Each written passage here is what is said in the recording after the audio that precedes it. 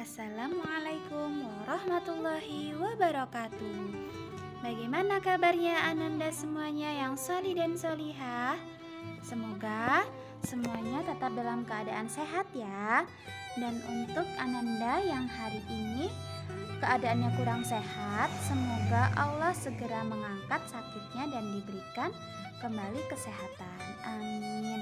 Nah, anak-anak, berjumpa lagi dengan Ustazah pada hari ini. Hari ini kita akan belajar PABP. Sebelum belajar, mari kita berdoa terlebih dahulu. Ista'id, siap, adua, ifdah, sikap, berdoa. Tangan diangkat, kepala ditundukkan. Bismillahirrahmanirrahim.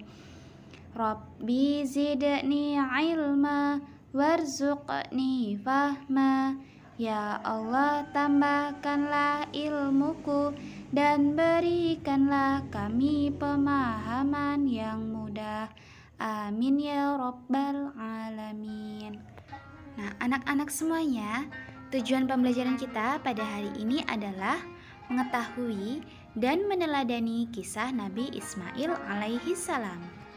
Anak-anak semuanya, masih ingatkah kalian dengan materi PABP pekan yang lalu? Masya Allah, Alhamdulillah. Pekan lalu kita sudah mempelajari tentang Nabi Ibrahim alaihi salam. Nah, Nabi Ismail ini adalah anak dari Nabi Ibrahim alaihi salam dengan Siti Hajar. Bagaimana kisah Nabi Ismail? Mari kita saksikan video berikut ini. Nabi Ibrahim mempunyai dua istri. Istri pertama bernama Sarah dan istri kedua bernama Hajar. Sarah melahirkan seorang anak laki-laki yang dinamakan Ishak, dan Hajar melahirkan anak laki-laki juga yang bernama Ismail. Sarah merasa kurang senang hidup bersama Hajar. Berkali-kali ia meminta kepada suaminya agar Hajar dan anaknya dipindahkan ke tempat lain. Akan tetapi, Nabi Ibrahim tidak segera menurutinya. Barulah setelah menerima perintah dari Allah, Nabi Ibrahim mengajak Hajar dan Ismail pindah ke Mekah. Ismail yang masih menyusu pada waktu itu terpaksa harus mengikuti kedua orang tuanya menempuh perjalanan yang begitu jauh dan melelahkan. Hajar dan Ismail ditempatkan di daerah padang pasir yang tandus, sunyi, dan terik matahari yang menyengat kulit. Tak ada seorang pun di sana kecuali mereka berdua. Setelah beberapa tahun Nabi Ibrahim alaihissalam meninggalkan anak dan istrinya itu, ia pun merasa rindu. Beberapa kali ia mengirim utusan untuk melihat keadaan anak dan istrinya itu. Dan ketika utusannya mengatakan bahwa anak dan istrinya dalam keadaan yang baik-baik saja, Nabi Ibrahim pun merasa lega. Ternyata kehidupan istri dan anaknya itu diberi serba kecukupan oleh Allah Subhanahu wa Ta'ala. Hajar dan Ismail dianggap sebagai pemilik dan pemimpin di Mekah, karena mereka berdualah yang pertama kali menetap dan bertempat tinggal di sana. Demikianlah Nabi Ibrahim tidak dapat menahan kerinduannya. Ia pun berangkat ke Mekah dan bertemu dengan Hajar dan Ismail di padang Arafah. Anak dan istrinya itu sedang menggembalakan hewan ternak yang cukup banyak. Dalam perjalanan pulang ke Mekah, setelah menggembalakan ternak, mereka beristirahat di Musdalifah karena kelelahan dan akhirnya tertidur. Dalam tidurnya yang sebentar itu, Nabi Ibrahim alaihissalam mendapat wahyu melalui mimpinya. Ia diperintahkan oleh Allah untuk menyembelih Ismail. Anak kesayangannya itu harus dikurbankan sebagai bukti patuhnya Nabi Ibrahim terhadap Tuhannya. Seketika itu juga Nabi Ibrahim terkejut dan berdebar-debar. Tampak begitu beratnya ujian kali ini. Ia pun akhirnya menguatkan hati demi rasa cintanya yang lebih besar kepada Allah Subhanahu wa Ta'ala. Ia juga pada akhirnya memberitahukan mimpi itu kepada Ismail. "Wahai anakku Ismail, dalam mimpi aku diperintahkan oleh Allah untuk menyerahkanmu sebagai kurban, dan aku harus menyembelihmu. Bagaimana pendapatmu, wahai anakku?" Kata Nabi Ibrahim. Ismail pun menjawab, "Wahai ayah, sekiranya itu perintah Allah, maka laksanakanlah apa yang telah diperintahkannya kepadamu.